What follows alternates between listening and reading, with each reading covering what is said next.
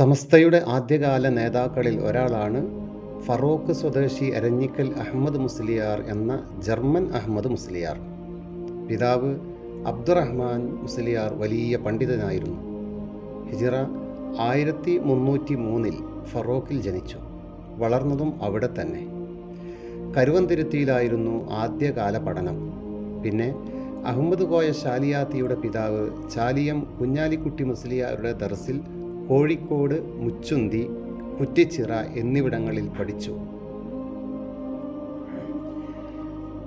പഠനശേഷം കോഴിക്കോട് മുദാക്കര പള്ളിയിൽ 30 വർഷം ദർസ് നടത്തി. ശേഷം ഫറോക്കിൽ കുറച്ചുകാലം മുദരിസായിരുന്നു. സമസ്തയുടെ സ്ഥാപക ജോയിന്റ് സെക്രട്ടറിയായി ഇരുന്നു ഉസ്താദ്. തികഞ്ഞ പണ്ഡിതനും ആബിദും സൂഫിയുമാണിദ്ദേഹം. മുദാക്കര പള്ളിയിലെ ദർസിൽ പഠിച്ച് അദ്ദേഹത്തിൻ്റെ ശിഷ്യത്വം സ്വീകരിച്ച നിരവധി പേരുണ്ട്. ഉൽപ്പതിഷ്ണുക്കൾ കോഴിക്കോട് നടത്തിയ ഒരു പ്രസംഗത്തെ തുടർന്നുണ്ടായ ആശയക്കുഴപ്പം തീർക്കാൻ മഹാനവറുകൾ സജീവമായി രംഗത്തിറങ്ങി. അന്ന് പാങ്ങിൽ അഹമ്മദ് കുട്ടി മുസ്ലിയാരെ ക്ഷണിച്ചു വരുത്തി വഹാബിവാദം ഖണ്ഡിക്കാൻ മുദാക്കര പള്ളിയിൽ ആദ്യമായി വാള് സംഘടിപ്പിച്ചത് അദ്ദേഹത്തിൻ്റെ പരിശ്രമത്തിലായിരുന്നു. പരിശുദ്ധ ദീനിനെതിരെ തിരിയുന്ന ഏത് കൊല കൊമ്പനെയും സധൈര്യം നേരിടാൻ മനക്കരുത്തുള്ളവരായിരുന്നു അഹമ്മദ് മുസ്ലിയാർ. വഹാബികൾക്കെതിരെയുള്ള പ്രഭാഷണം കഴിഞ്ഞു. സംഭവസ്ഥലത്തെ വഹാബി പ്രചാരകനായിരുന്ന വ്യാപാരി ഇസുദ്ദീൻ മൗലവിയുടെ പ്രസംഗത്തിന് മറുപടി പറയാൻ പാങ്ങിലോർക്ക് കളമൊരുക്കിയത് പള്ളിയിലെ മുസ്ലിയാരാണെന്നറിഞ്ഞ് പ്രതികരിച്ചത് ഇങ്ങനെയായിരുന്നു: ആ ഖുറാഫിയെ ഞാൻ പള്ളിയിൽ നിന്ന് ചവിട്ടി പുറത്താക്കും.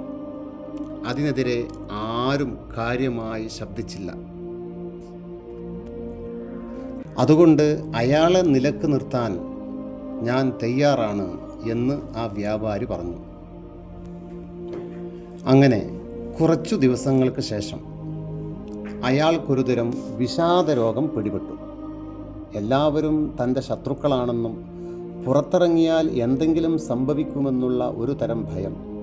അത് കാരണം അയാൾ വിമുഖനായി വീട്ടിൽ തന്നെ കഴിഞ്ഞുകൂടി.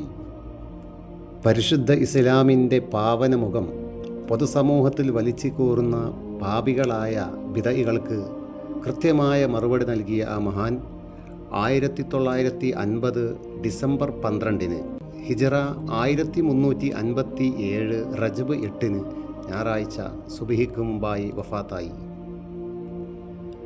ഫറോക്ക് പേട്ട ജുമാ മസ്ജിദിലാണ് മഹാനുഭാവൻ അന്ത്യവിശ്രമം കൊള്ളുന്നത്.